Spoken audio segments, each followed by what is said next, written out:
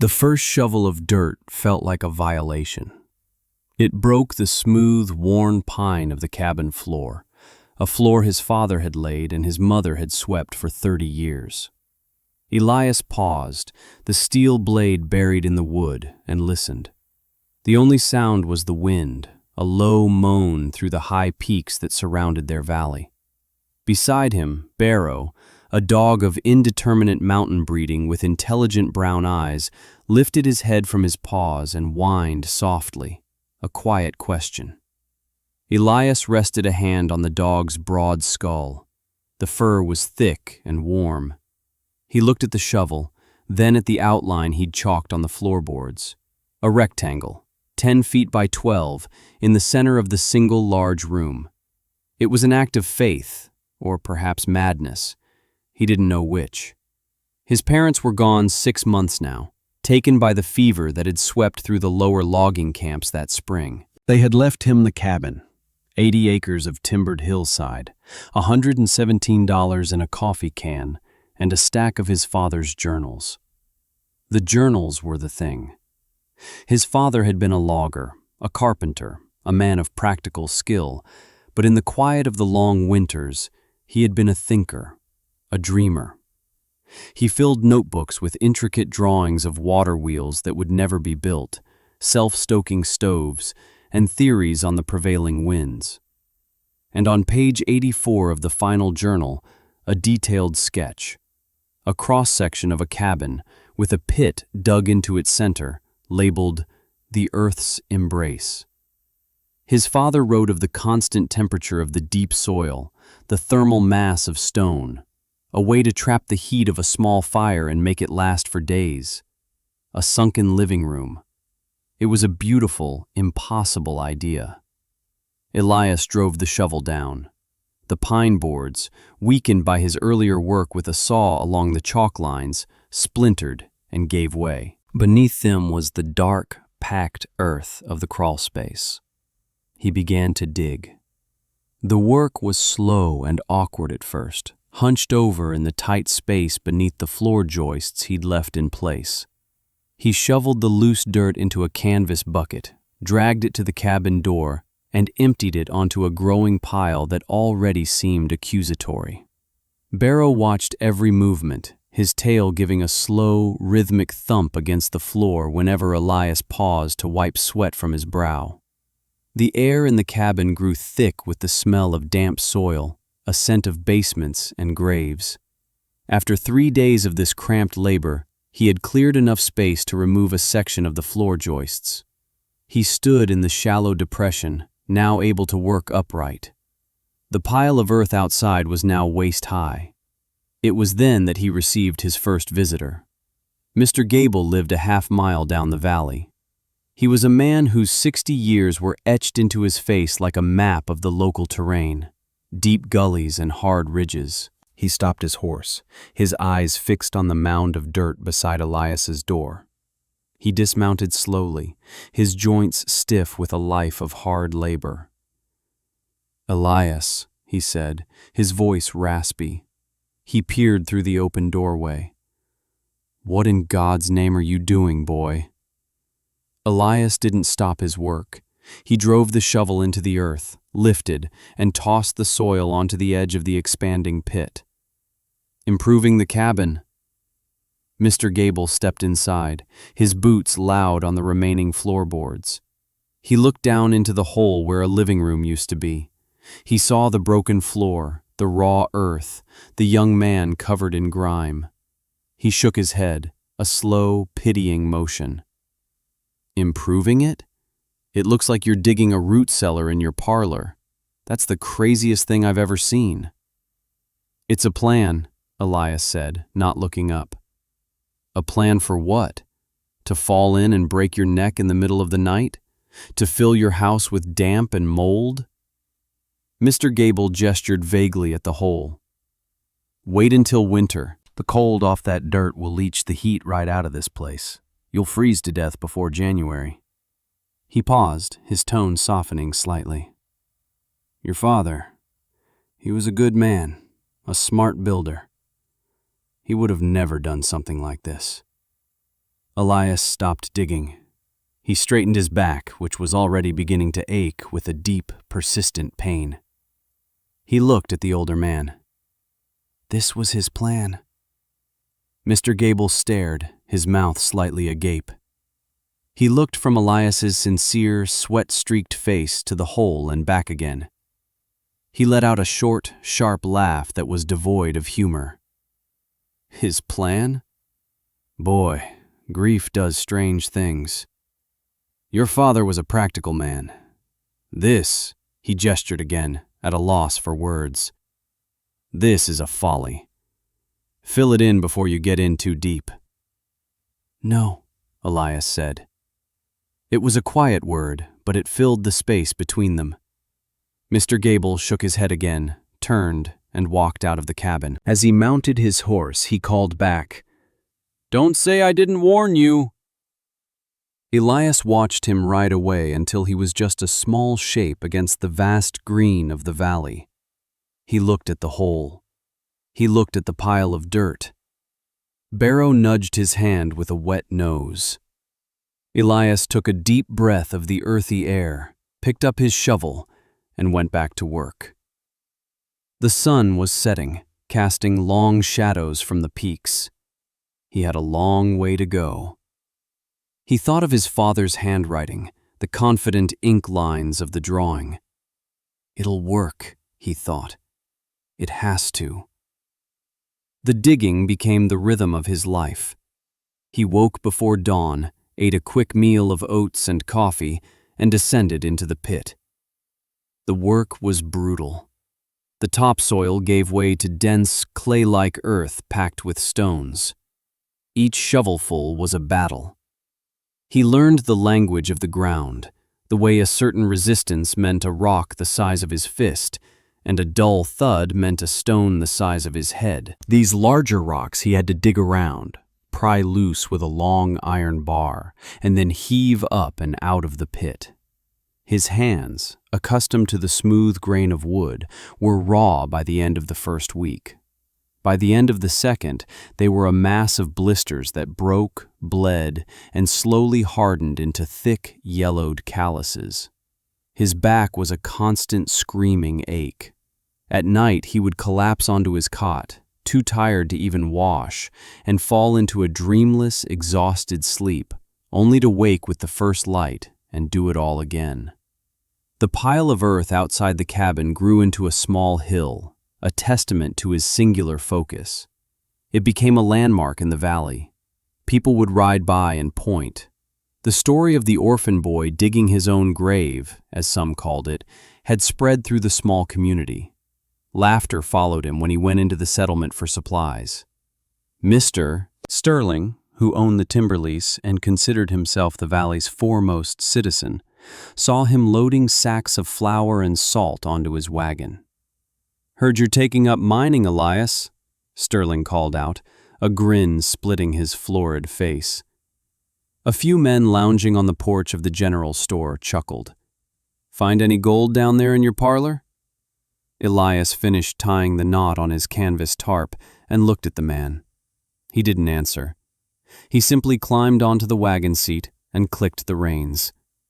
The laughter felt distant, irrelevant. The only thing that felt real was the weight of the earth, the strain in his muscles, and the slow deepening of the hole in his cabin. One afternoon, as the summer sun beat down, turning the inside of the cabin into a stifling oven, a different kind of visitor arrived. It was Clara, the daughter of the general store's owner. She walked up the path, not with the gawking curiosity of the others, but with a quiet purpose. She carried a small basket. Barrow, who usually barked at strangers, met her with a curious sniff and a tentative wag of his tail. "I brought you some water," she said, her voice soft, "and some of my mother's bread." Elias stopped, leaning on his shovel. He was caked in dirt from head to toe. He felt a flush of self-consciousness. "Thank you." She didn't stand at the edge and peer in. She walked right to the lip of the pit and looked down, her expression one of genuine interest.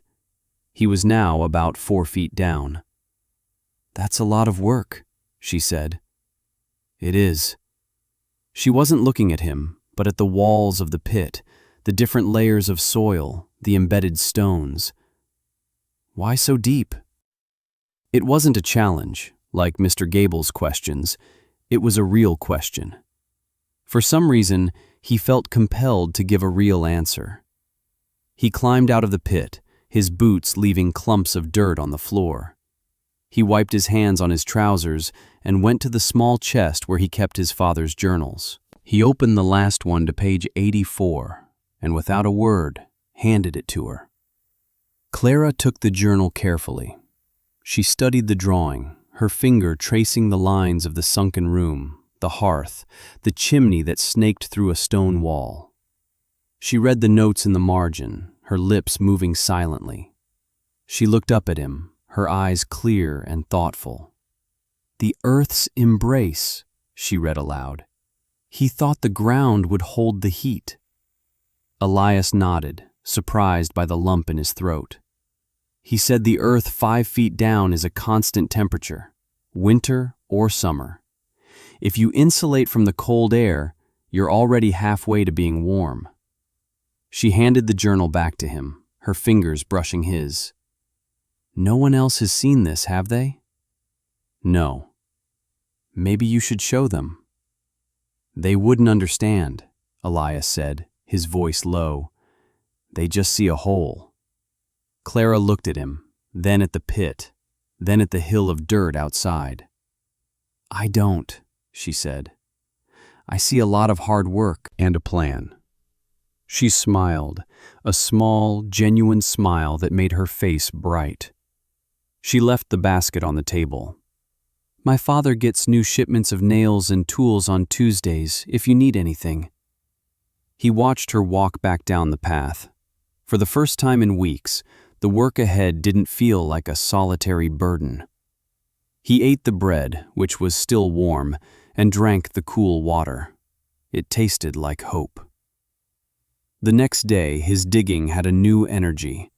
He was no longer just fighting the earth, he was shaping it. By the end of August, he hit his mark, 6 feet deep. The bottom of the pit was cool to the touch, even on the hottest days.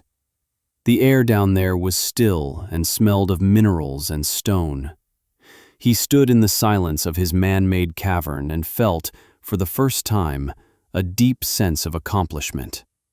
The digging was done. The building was about to begin. The transition from digging to building was a shift from brute force to careful craft. The first task was to line the earthen walls. His father's journal was specific. Stone. Stone holds the heat. Stone endures.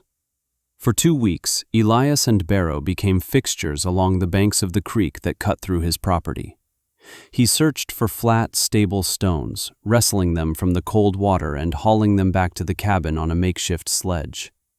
He moved hundreds of them, from the size of a loaf of bread to slabs that took all his strength to lever onto the sledge. His body, already hardened by the digging, became leaner and more powerful.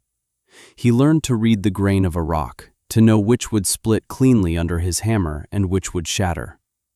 Back at the cabin, he began the slow, methodical process of laying the stone walls. He wasn't a stonemason, but his father had taught him the basics of dry stacking. Mortar was a luxury, and more importantly, his father's notes specified a tight, unmortared fit, allowing the stones to settle and breathe. It was a 3-dimensional puzzle. He would select a stone, turn it over and over in his hands, and then find its perfect place in the wall, wedging it against its neighbors until it was immovable. Gaps were filled with smaller stones, hammered into place until the wall was a solid, interlocking mass. He worked by the light of a lantern long after the sun went down, the rhythmic chip, chip, chip of his hammer a lonely sound in the vast quiet of the valley. While he worked, he planned the heart of the room, the hearth. It wouldn't be a conventional fireplace, which his father's notes dismissed as a device for sucking warm air out of a house. Instead, He designed a deep, stone-lined firebox with a heavy iron door, more like a furnace. The genius of the design was the flue. Instead of going straight up, the chimney pipe would run horizontally for 10 feet, encased within the thickest part of the stone wall, before turning upwards and exiting through the roof. The idea was to force the hot smoke and gases to travel through the stone, transferring the bulk of their heat into the thermal mass of the wall before escaping. Every calorie of heat from the wood would be captured.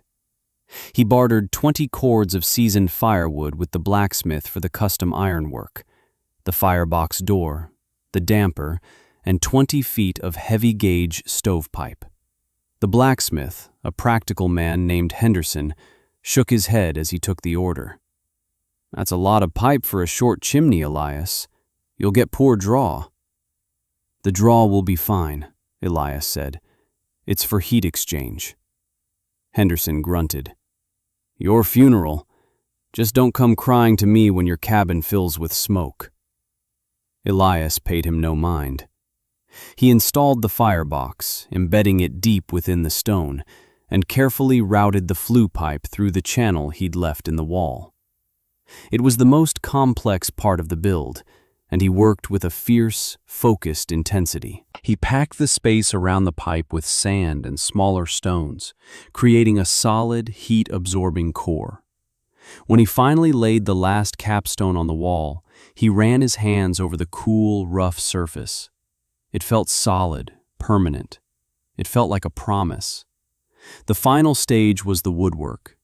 He used the pine boards he'd originally removed from the floor, planing them smooth and cutting them to size. He built low, wide benches along 3 of the stone walls, their tops serving as seating, their fronts hiding storage space. The floor of the pit was not wood, but flagstones he'd carefully selected and laid over a bed of sand.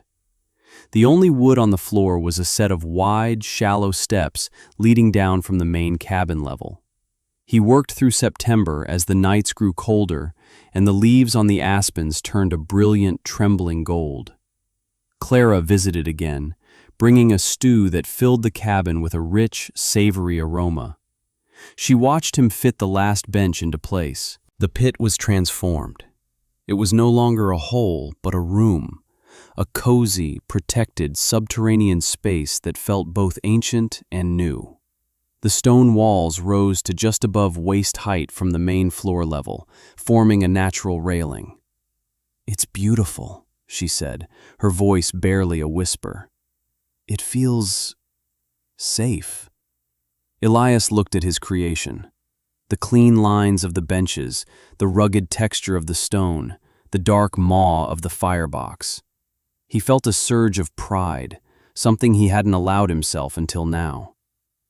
"It's almost ready." He finished the last details as the first snows began to dust the high peaks. He chopped and stacked a mountain of firewood, enough for 2 winters. He sealed the windows with new putty and hung heavy blankets over the doorway. On a cold, clear evening in late October, with the first real snow of the season beginning to fall, he decided it was time. He carried a small armful of kindling and split logs down the steps into the pit. Barrow followed, his claws clicking on the flagstones. Elias knelt before the hearth, arranged the wood inside the firebox, and struck a match. The kindling caught, the flames licked at the larger logs, and a deep, resonant orange glow filled the small space. He closed the heavy iron door, listening to the solid clank of the latch. He sat on the bench and waited. Barrow lay on the flagstones, his head on his paws, his eyes on the fire. Outside, the snow fell thicker, blanketing the valley in a deep, silent white.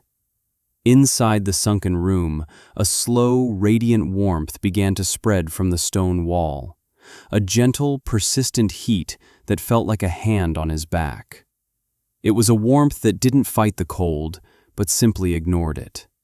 It was the warmth of the earth itself.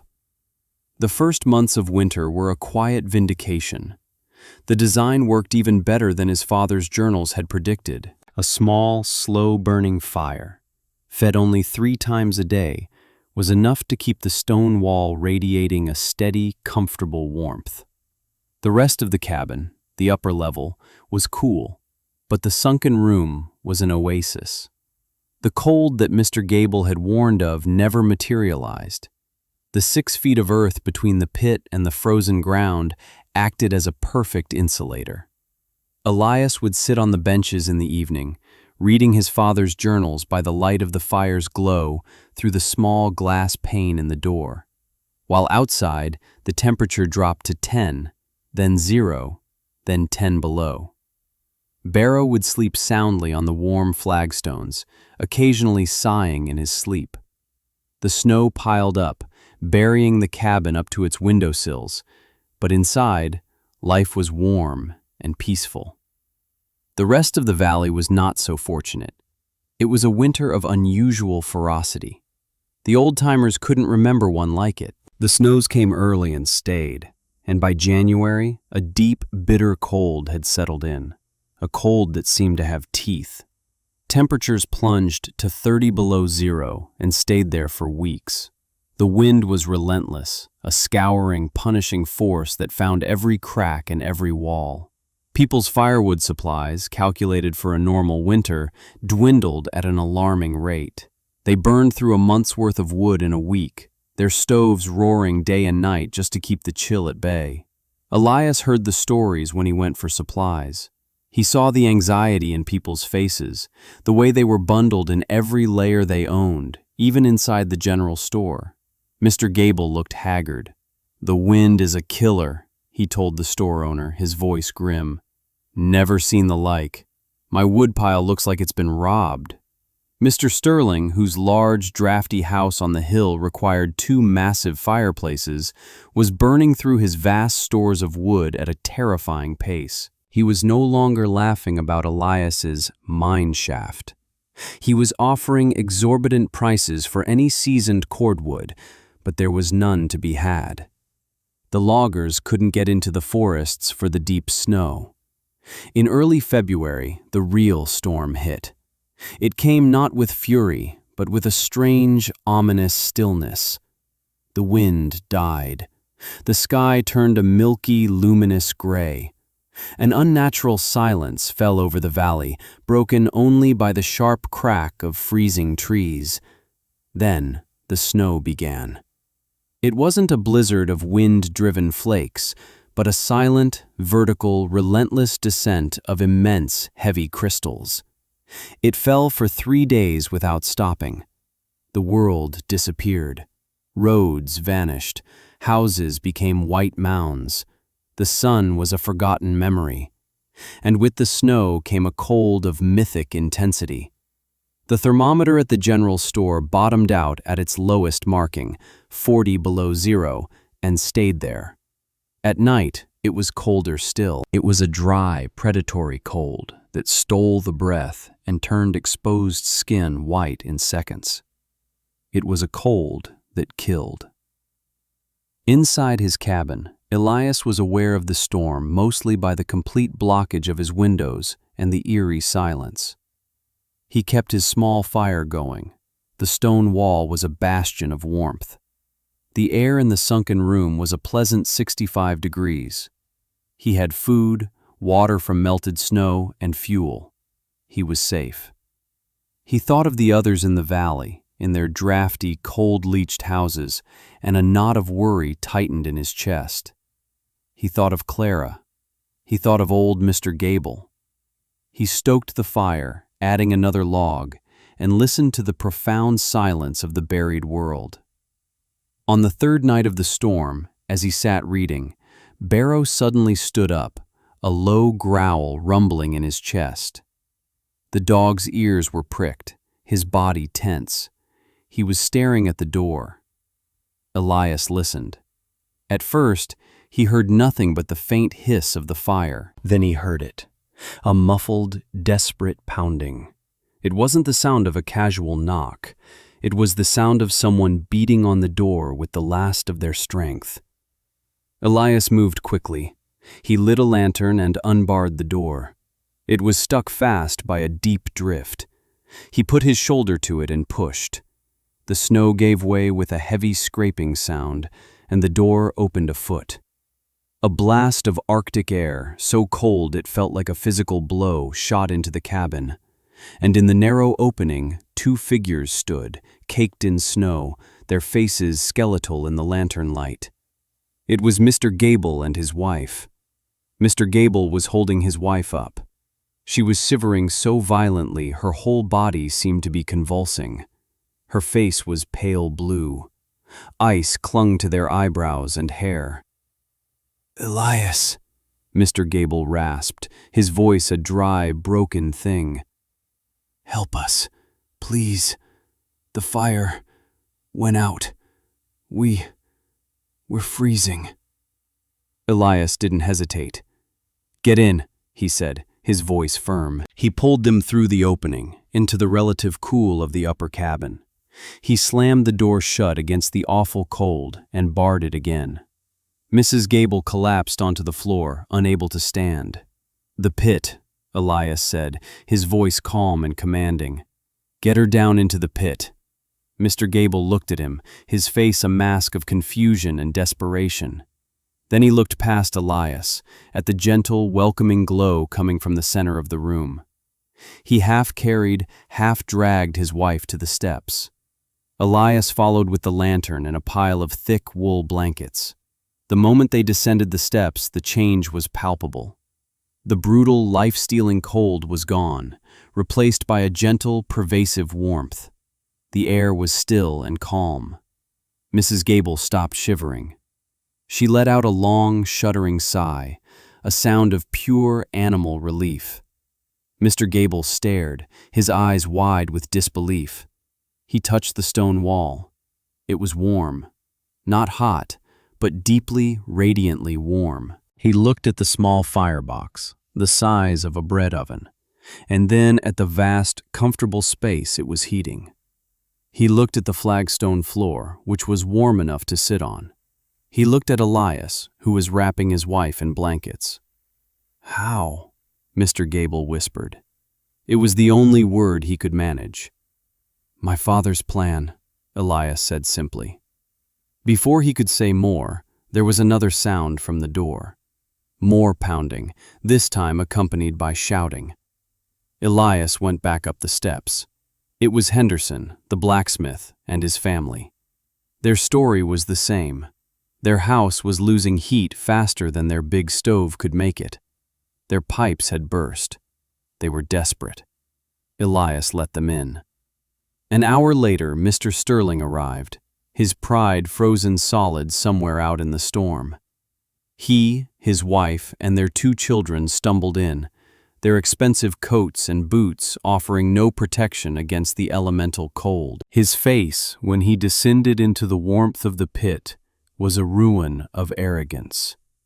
He was humbled, broken, and freezing. By midnight, Elias's cabin was a sanctuary. 17 people, nearly the entire population of their end of the valley, were sheltered in his sunken room. The Gables, the Sterlings, the Hendersons, and others.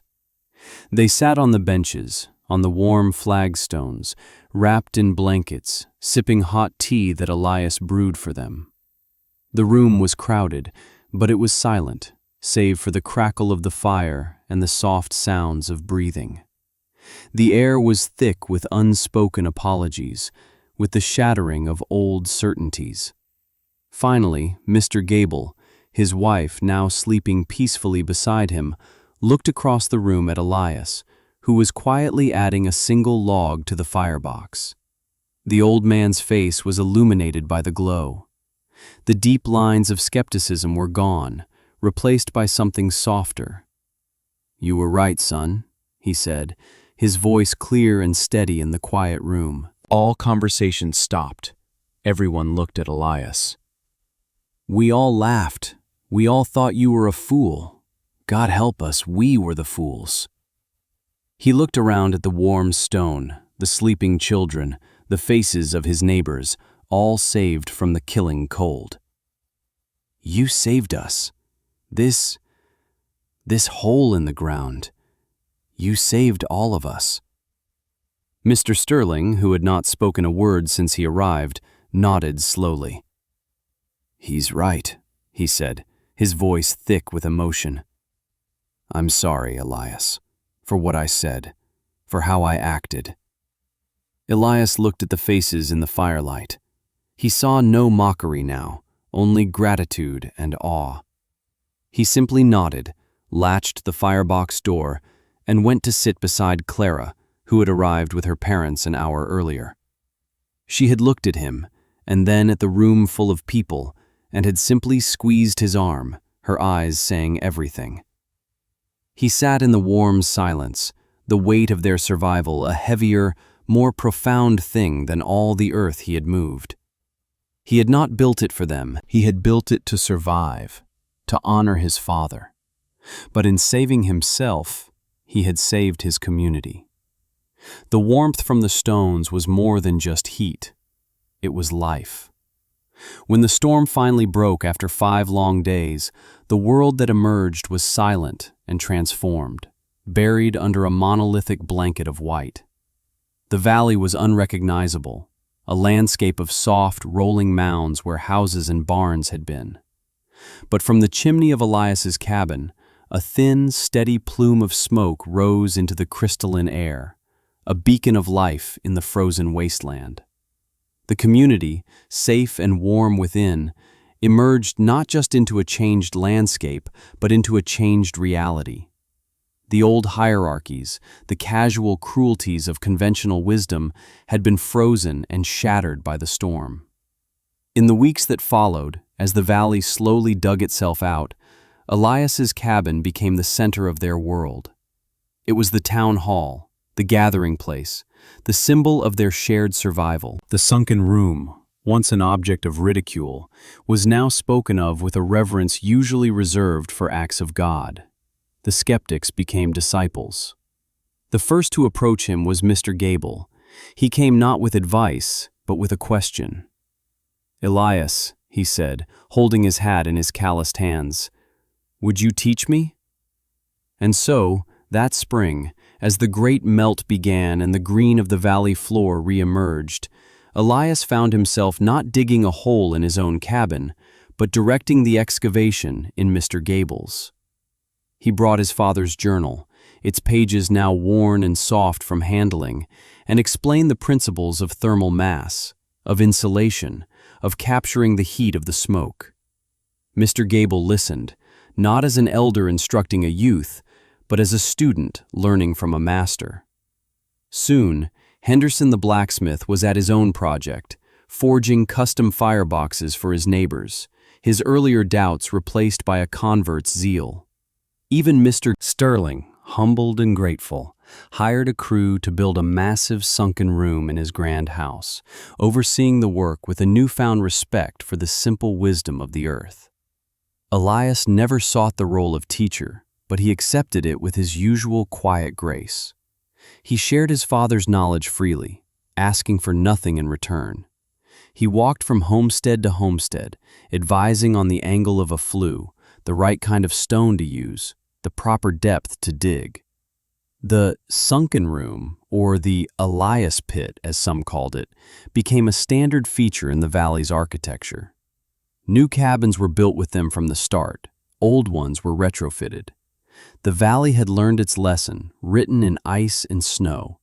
Never again would they be at the mercy of the winter wind. Amid this quiet revolution, Elias's own life found a new rhythm.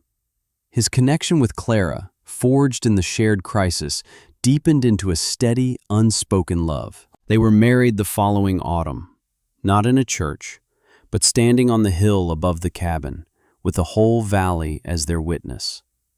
Their life together was like the warmth from the stone wall, gentle, constant, and deep. They had 2 children, a son and a daughter, who grew up playing on the warm flagstones of the pit, knowing a security from the cold their parents' generation never had. Time passed as it does in the mountains, marked by the turning of seasons rather than the ticking of a clock. Years folded into decades. The children grew up and built their own homes in the valley, each with a sunken room at its heart. The legend of the Great Storm and the boy who dug a hole in his floor became a story told to grandchildren, a foundational myth of their community. Barrow, the faithful witness, grew old. His muzzle turned gray. His steps became slow and deliberate. He spent his final years sleeping on the warmest spot of the flagstone floor, close to the hearth. One spring morning, Elias found him there, lying in a patch of sun, having passed peacefully in his sleep. His heart, which had been a steady drumbeat through all the years of labor and doubt, was finally still. Elias carried the old dog's body, surprisingly light now, up the hill to a spot beneath a tall pine that overlooked the cabin. He dug a grave in the soft earth and buried his friend, marking the spot with a simple, flat river stone. He stood there for a long time, looking down at the cabin, the memory of the dog's quiet companionship a warm ache in his chest. Elias himself grew old. His hair turned the color of winter snow, and his back, which had borne the strain of so much labor, was permanently stooped. But his hands, though gnarled with arthritis, remained strong, and his eyes held the same quiet, observant light. He watched the valley thrive, a community bound together by a shared secret against the cold. He saw his children's children learning to lay stone and tend a fire, the knowledge passed down, a legacy more durable than any monument. Clara passed before him, and he buried her on the hill beside Barrow, the two steadfast believers together again. He lived his last years alone, but not lonely. The cabin was filled with the echoes of a long, good life. The warmth of the pit was the warmth of his father's mind, of Clara's love, of a community saved. On a cold winter's night, nearly 60 years after he had first broken the cabin floor, Elias sat on the bench in his sunken room, the fire burning low and steady. He closed his eyes, listening to the familiar silence, and simply let go. The people of the valley found him the next morning, sitting peacefully as if he had just fallen asleep. They carried him up the hill and laid him to rest beside Clara and Barrow. They did not mourn him with tears, but with a profound and quiet respect. Mr. Gable's grandson, a master stonemason now himself, carved the epitaph into a large piece of granite they hauled up the mountain. It was simple, just a few words that captured the entirety of the man and his legacy. The stone read, "Elias Thorne. He dug deep and found warmth." Long after he was gone, the cabin stood. It settled into the landscape, the wood weathering to a silver gray, the stone foundation becoming one with the hillside. Through the harshest winters and the deepest snows, a gentle plume of smoke could always be seen rising from its chimney, a quiet testament to the boy everyone had laughed at. It stood not as a house, but as an idea, that wisdom is sometimes found by digging, that the earth will hold you if you let it, and that one person's quiet persistence can keep a whole community warm for 100 years.